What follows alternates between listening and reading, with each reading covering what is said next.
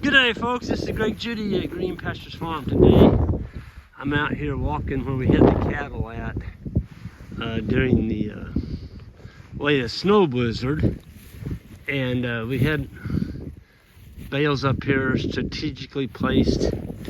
We got about 12 inches of snow and lots of blustery weather. We had this beautiful cedar grove here the cattle could get into to get the wind off and such, and there is wind out here today.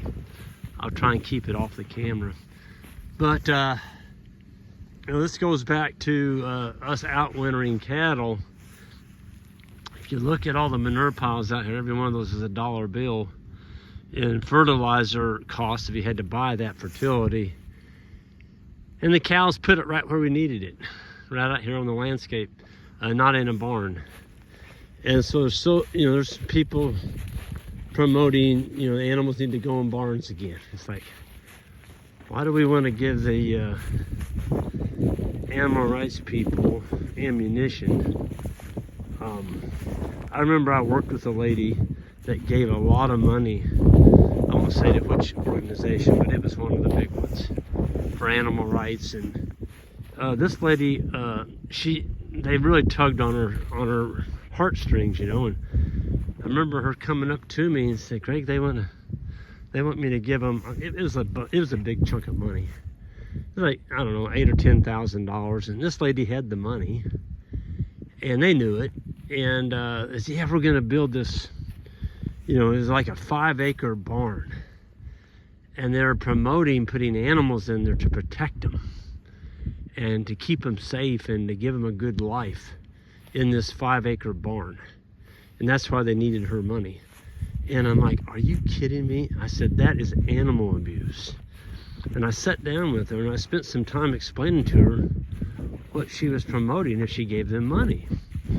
And at the end of I probably talked to her for 30 minutes. And at the end of the day, the end of the half hour, she was just horrified. She's like, why would they do that? I'm like, yeah, because it's a business. And they don't want you to have animals out here on the land. If it was their purpose, there would be no animals. I mean, if you read their mission statement, no animals. And definitely don't be eating them. It's a cult. Basically, that's what it is. It's a cult. And I've met a lot of people that used to be in it and have come out, and they are so glad that they came out because now they're healthy again. They've got color back in their face. They've put weight back on, healthy weight. They're getting the right amount of protein from animals that are finished on grass. And that's what we're about, grass-finished animals, nothing but forage. But look at this, folks. This landscape is just absolutely lambasted with manure paths everywhere. And yeah, there's some pieces of old hay out here that they didn't eat. That's okay. I'm gonna do a video on this spring when the earthworms come out. Today it's about 3 degrees out here. There's not gonna be any earthworms. They'll freeze their little head off. But yeah, can you imagine the time it would take to take a manure spreader, and if you had all your manure up in a barn somewhere and you had to fork it all up with a pitchfork or even a front end loader and put it in a manure spreader and cover this 40 acres? I mean, my gosh, the diesel fuel and the fossil fuel and the time and the labor, it's ridiculous. Animals can do it themselves, and the animals get to stay outside and move and be happy. They're not stuck in some old dank, dark barn, all winter. This is where they belong. This is where they've been for centuries. Out on the landscape, moving. So we had them in here longer than normal because of that blizzard, but we were probably here, I'm gonna say 7 days. And I guarantee you there is going to be some awesome grass and clover and everything else growing on this ridge this spring. We'll come back and do another video on this just to show you the progression. This is all cedars. This whole ridge was cedars. I cut them off with a chainsaw. It all looked like that. The whole thing was solid cedar. I cut them off with a chainsaw and took my little tractor at the time. I had a little WD-40. No, it's a WD-45. And I took my blade and I pushed them all the way down both sides of this draw and made habitat out of it. And I'll tell you how long ago it was. The piles are almost gone. Well, there's one down there. But then I had Johnny come in like 10 years later and he pushed the stumps out because the stumps are pretty much rotten. But there were stumps out here, folks, that were 18 to 20 inch diameter. And that skid steer, he just popped them right out, gone. And it was nice to get rid of the stumps. Because, you know, when you come in here and you hit one of those with any kind of equipment, you're gonna tear something up or somebody could get hurt. I wasn't worried about the stumps with the livestock, but I was with machinery, especially an intern or something hitting one of those, you know, going 20 mile an hour on an ATV.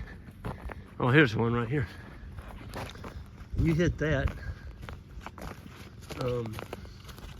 going 20 mile an hour, somebody's gonna get hurt. And you're gonna tear something up too. Johnny pushed all these out and they just popped right out like candy. But I get so tickled that people, oh, we gotta get the animals in the barns and that's where they belong. You should do that. In other words, to them, every hole is square and you should put a square peg in it. There is no forgiveness if you don't do it their way. And I'm like, no. It's all in context of where you live and what you're doing. These animals are happy in here and healthy. We came over many mornings during that blizzard and they were just fine. And think of all the beautiful fertilizer they put out here. We didn't have to expend any effort to do it other than just move them. Keep them moving. Look at this. Just walking through here, it's just like, it's mesmerizing the amount of fertility we put down in the carbon, the hay that they trampled on, that they didn't eat. It wasn't wasted. It's going to be feeding my earthworms and my soil microbes. And when you feed hay, make it pay. That's right. I mean, it just goes on and on and on like this, folks. This whole ridge is like this. So anyway, I just wanted to cover that and show you why we outwinter livestock. Everywhere we've done it, we always get paid back the next growing season with more grass. And we didn't have to expend any chemical fertilizer to do it. It's as natural as breathing. This is what the herds of buffalo did. They defecated and they left. We're doing the same thing. We're letting them stay quite tightly bunched together with poly wire, electric poly wire, and then they're moved. And their feet are just doing a wonderful job of trampling all this beautiful carbon on the landscape, and they're leaving behind this. Yeah. So anyway, I got to get out here. Y'all have a good one, and I see some of y'all at the grazing school that's coming up in May. Ian and I are going to be doing the first one the first week in May here at Green Pastures Farm, and then Abram Bowerman and myself will be doing the beginners grazer school the next following week. Go to our website, greenpasturesfarm.net. We're going to show you how to make a living on the land without going broke. Folks, you don't need all these inputs. Let's keep it simple. Y'all have a great day.